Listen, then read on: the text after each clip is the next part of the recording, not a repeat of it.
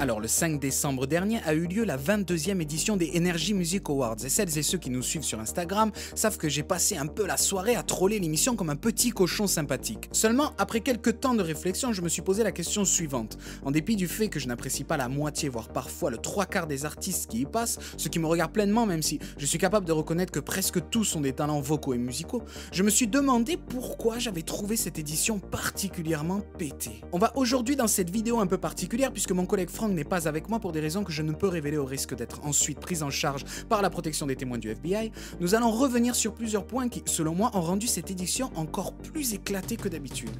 On va rapidement passer en revue quelques bases parce que beaucoup d'autres youtubeurs l'ont fait avant moi et sûrement mieux que moi au hasard Mister JD et passer plus de temps à démêler le nerf du problème de cette dernière édition, le faux public, qui au-delà d'avoir été réalisé par un bambin de 3 ans qui pense être caché derrière un rideau alors qu'on voit tes pieds dépasser, Esteban, espèce d'enfant stupide, soulève énormément d'autres questions.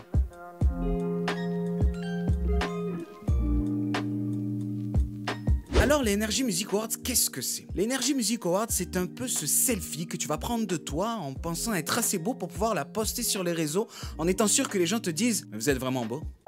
Le principe est simple, en gros Energy va te proposer différents artistes en amont pour lesquels tu vas pouvoir voter. Alors généralement oui, c'est des artistes qui passent sur leur radio / leur chaîne, tu auras compris la légitimité, et ce dans différentes catégories comme par exemple révélation francophone de l'année, révélation internationale de l'année, en gros des victoires de la musique mais que pour la chaîne ou la radio Energy. Bref, c'est un peu comme si je me faisais moi-même des papouilles et que je disais vraiment je fais les meilleures papouilles du monde quoi. Et comme ça passe sur la chaîne TF1 et pas sur la chaîne Énergie 12 parce que Énergie 12 est à la télévision ce que le Babybel est au fromage, ben il y a aussi des artistes sponsorisés par TF1. Of course. En clair, on est sur un bon gros délire d'hystérodingo puisque TF1 et Énergie, mano y mano, te proposent des artistes qui vont eux-mêmes après proclamer révélation francophone, révélation internationale, tout ça dans un espèce de cercle vicieux de l'argent. T'as compris le symbole que je suis en train de faire avec mes mains ou pas? Moi personnellement j'adore me rentrer des aiguilles rouillées dans les doigts, c'est pas pour autant que je vais créer une émission pour faire élire cette pratique comme étant la meilleure préliminaire de 2020, vous voyez le délire. En plus de ça, chaque année, le 3/4 du temps, on se retrouve avec les mêmes artistes en lice, donc c'est les mêmes artistes qui gagnent les mêmes prix.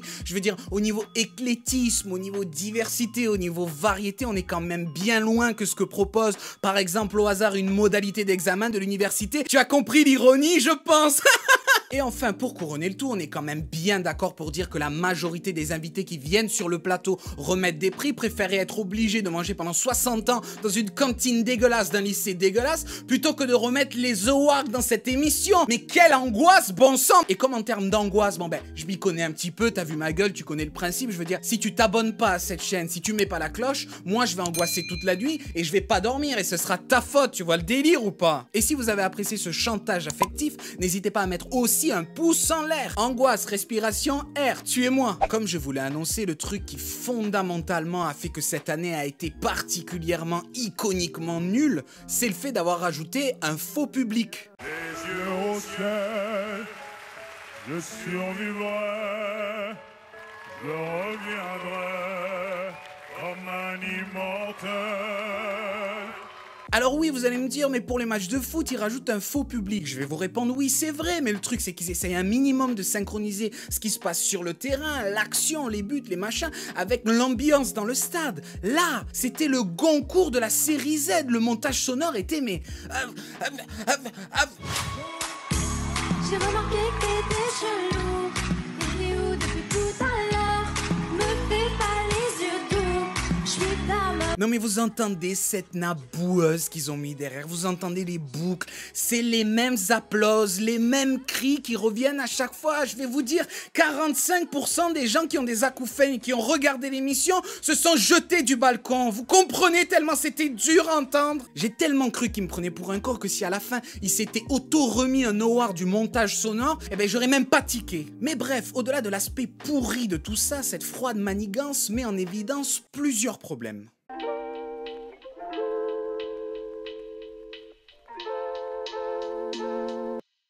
Premièrement, s'il n'y a pas de public, il n'y a juste pas de vie, pas d'énergie, il se passe rien sur le plateau. Ils ont essayé de monter toute l'émission en nous faisant croire que c'était du live. Sauf que le fait d'avoir fait ça, ça a encore plus mis en évidence le fait que c'était pas du live en fait. Le truc était tellement peu calé, tellement peu synchronisé. C'était aussi gros que de faire croire à l'enterrement de ta grand-mère qu'elle est encore en vie en la prenant du cercueil et en faisant du ventriloquisme avec elle. Alors certes, les émissions précédentes proposaient eux-mêmes déjà des très gros moments de malaise, mais je pense que c'est plus dû au fait d'avoir mal capté le son du public et retranscrit en direct ce dernier, plutôt que vraiment des malaises, vous voyez le truc. Le téléchargement, c'est pas bien.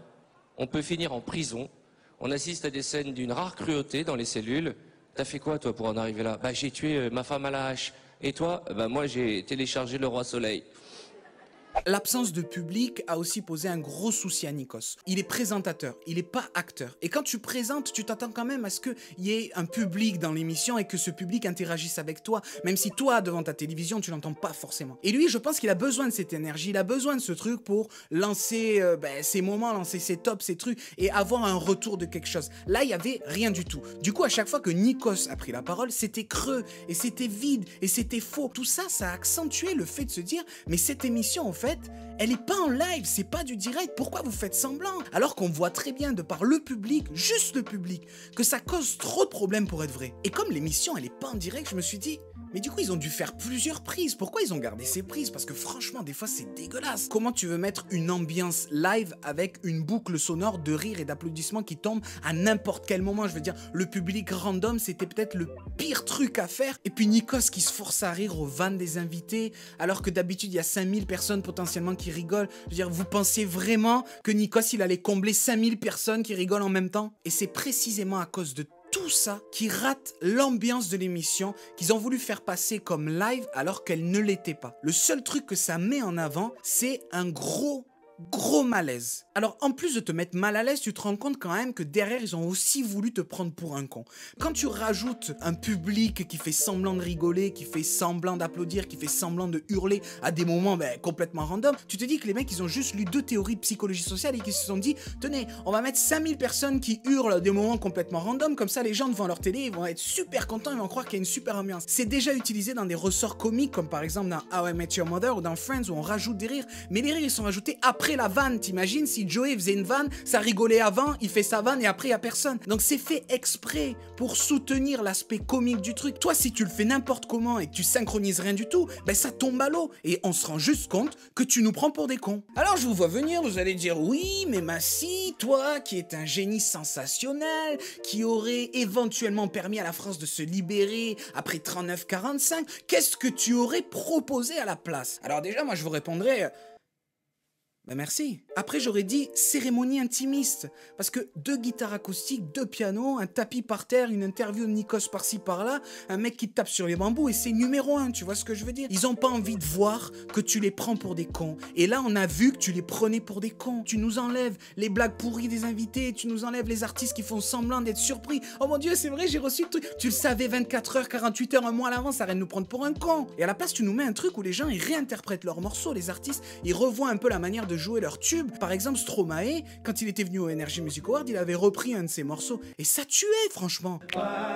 Facile à dire, je suis gnangnan, et que j'aime trop les blablabla, mais non, c'est important, ce que t'appelles les ragnagnas. Putain, 2020, ça a été une année où trop de rêves ont été coupés dans leur course, ça a été les liens sociaux qui ont été brisés, ça a été des rassemblements familiaux un peu fades et stressants, vous voyez ce que je veux dire? On n'avait pas besoin de nous faire croire à quelque chose, on avait juste besoin de quelque chose de sincère, un truc un peu plus cocoon, un peu plus chaud. Un peu plus mambo, un peu plus Brésil, un peu plus happy hour. C'est vraiment dire aux gens, vous allez gagner 5000 € en plus par mois, c'est pas incroyable? Alors par contre c'est des billets de Monopoly. On continue tout de suite l'émission avec Maître Games. Alors vous allez me dire, oui mais pourquoi ils ont pas fait ça? Moi je vais vous répondre pourquoi ils ont pas fait ça. Ils ont pas fait ça parce que argent. Ils auraient pu se renouveler, mais se renouveler c'est prendre un risque. Et prendre un risque, c'est risquer d'avoir moins d'audimat. Et avoir moins d'audimat, c'est risquer d'avoir moins d'argent. Vous savez en musique on ne badine pas avec la sincérité.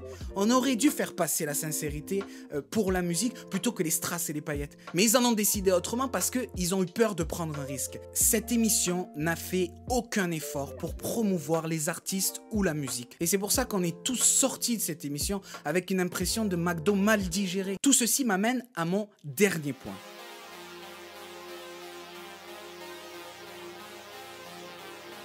Parfois, il n'y a pas besoin de faire de grandes choses pour rendre un moment inoubliable. Il n'y a pas besoin de 1000 artifices pour faire en sorte qu'un instant résiste à l'épreuve du temps. Et je crois que nous l'avons tous déjà éprouvé une fois. Moi, je me souviens que mes meilleurs moments télé sont ceux que je n'avais pas anticipés, ceux où rien n'était prévu.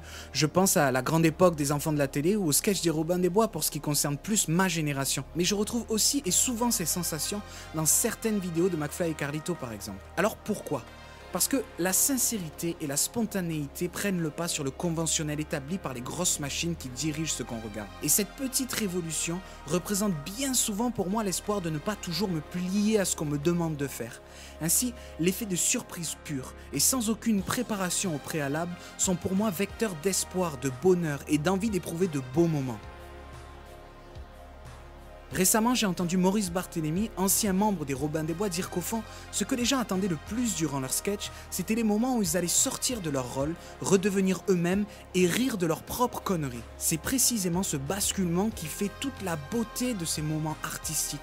Dépourvue de rien d'autre que de l'émotion pure qui submerge l'interprète, cette dernière va se propager chez le spectateur, opérant ainsi un partage dans une communion que bien des artistes cherchent à atteindre en se produisant en live. Alors non, je ne suis pas partisan du « c'est mieux que rien », parce que parfois, avec rien, on peut faire beaucoup mieux. Je terminerai en disant que cette vision des choses est mienne, qu'elle peut ne pas être partagée, et je vous invite dans ce cas à en débattre dans les commentaires sans débordement. Ce n'est qu'un avis que je vous livre pour essayer d'apporter un élément de réflexion supplémentaire à la grande pyramide qu'est celle de l'art et de la culture. Je ne veux en aucun cas vous l'imposer. Merci d'avoir regardé, c'était le Complexe de Dieu, on vous retrouve dans 2 semaines et en attendant, on vous souhaite d'être heureux. Bise!